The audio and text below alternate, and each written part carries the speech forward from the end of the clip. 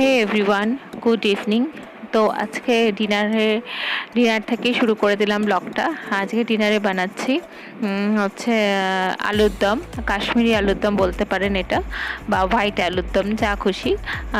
তো বানাচ্ছি, আর তার সাথে সাথে ফ্রাইড রাইস করব।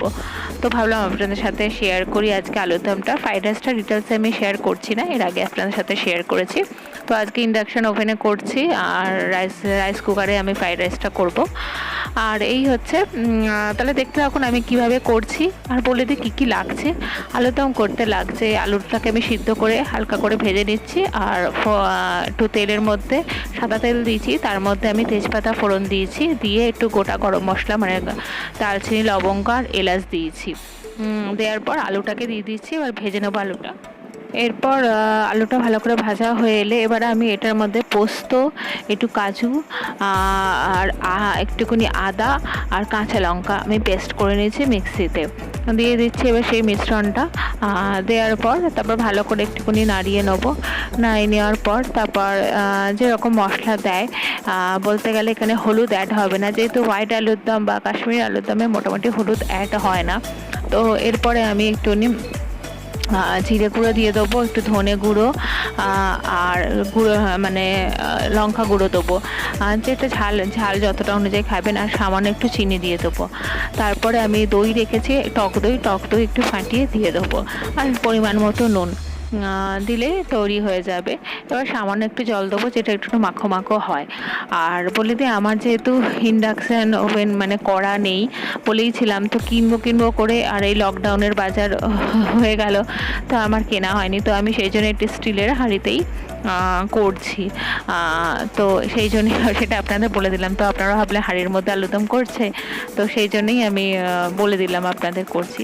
তো এইভাবে আলুদমটা দেবো। এই আলুদমটা অসাধারণ খেতে হয়, এটা আপনার রুটি পরোটা সবার সাথে খেতে। আমার শ্বশুরমশাই খুব ভালোবাসেন এই আলুদমটা। তাহলে দেখতে থাকুন আমি কিভাবে করছি স্টেপ বাই স্টেপ।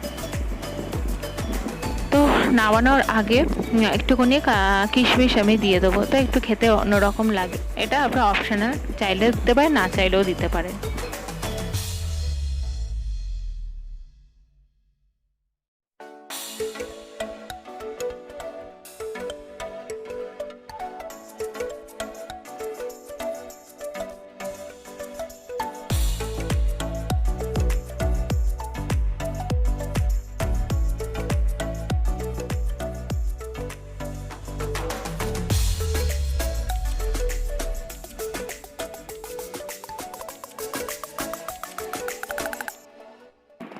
তো আলুর দম মোটামুটি রেডি হয়ে গেছে, এবার আমি নামিয়ে নেবো।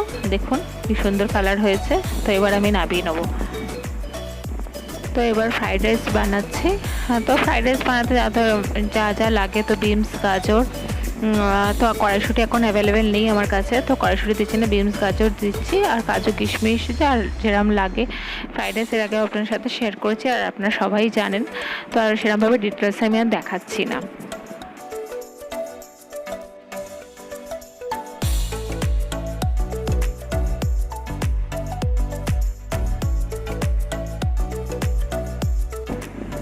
তো তো ফ্রাইড রাইসটা আমার মোটামুটি হয়ে মানে ভাজা হয়ে গেছে। ফ্রাইড রাইসের মানে যেগুলো লাগে মানে সবজি টবজিগুলো সব কিছু, এবার চালটা দিয়ে আমি জল দিয়ে দেবো।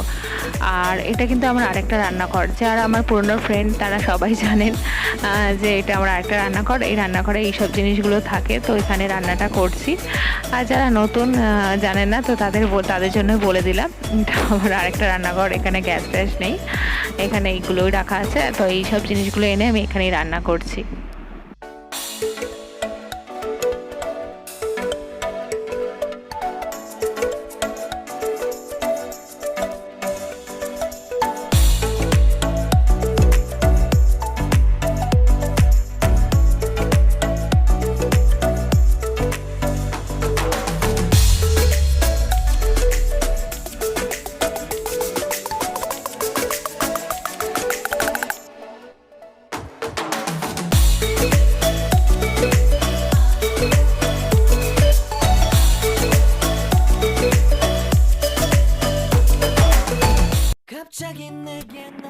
গুড মর্নিং ফ্রেন্ডস, আবার পরের দিন চলে এলাম। তো রাত্রে আর ব্লগটা কন্টিনিউ করিনি। তো আমার ব্রেকফাস্ট টেকফাস্ট সব তৈরি করা হয়ে গেছে, আর এখন এই বিছনা চাদরগুলো সব পাল্টাচ্ছি ঘরের। তারপর ডাস্টিং মাস্টিং করব।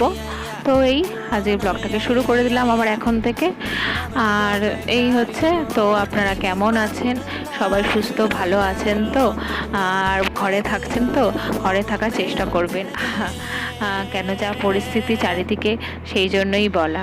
তাহলে চলুন থাকুন আমার সাথে, আমি যতটা সম্ভব দেখাবো আজকে কি কি করছি।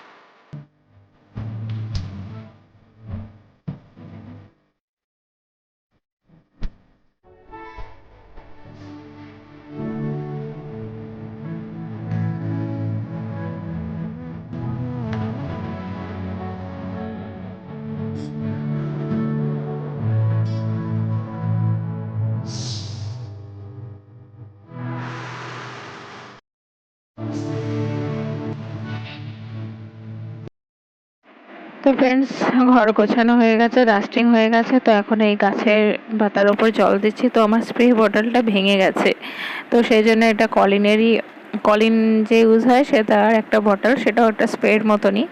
তো সেটার মধ্যে জল ভরে, সেটা অবশ্য ভালো করে ধুয়ে নিয়েছি।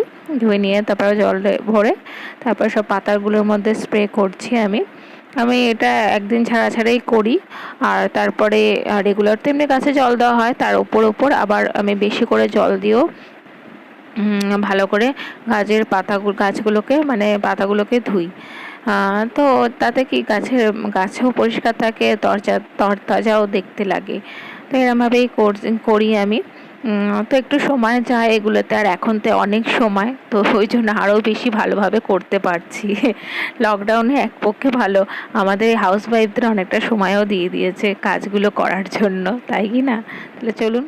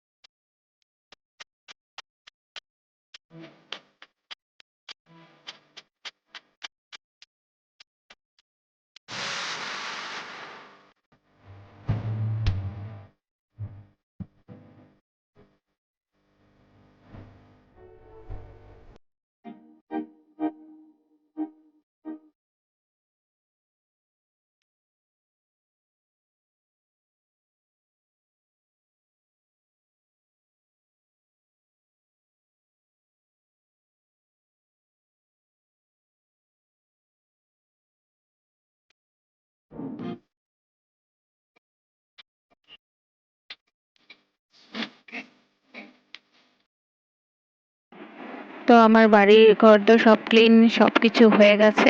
দেখুন, একদম নিট অ্যান্ড ক্লিন। আর বাড়ি টাড়ি পরিষ্কার থাকলে বেশ দেখতেও ভালো লাগে প্রতিদিনকারে, মানে খুবই ভালো লাগে। তো এদিকে ভাত বসিয়েও দিয়েছি হবে এদিকে। আর এই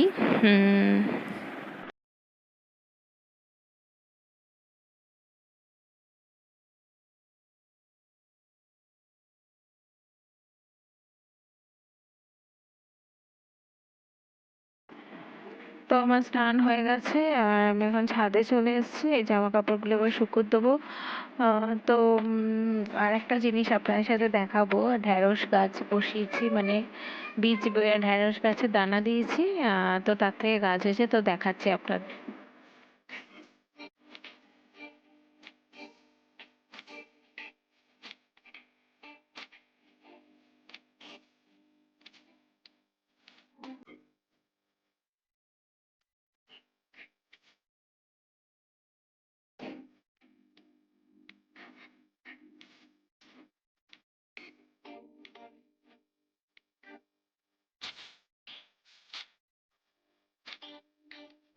তো এই দেখুন, ঢ্যাঁড়সের দানা মানে বীজ দেওয়া হয়েছিল, তার থেকে দেখুন গাছ বেরিয়েছে খুব সুন্দর। আর এই দেখুন বেলি ফুল এসছে, প্রতিদিনই শাশুড়ি মা তুলে তুলে দেয়। তো এর সাথে সাথে আমি এখানেই আজকে ব্লগটাকে এন্ড করছি। তো আপনারা ভালো থাকবেন, সুস্থ থাকার চেষ্টা করবেন, বাড়িতে থাকবেন। তাহলে এখানেই আবার নতুন একটা সুন্দর ব্লগ নিয়ে আমি আবার হাজির হব। তাহলে আজকের মতো এইটুকু।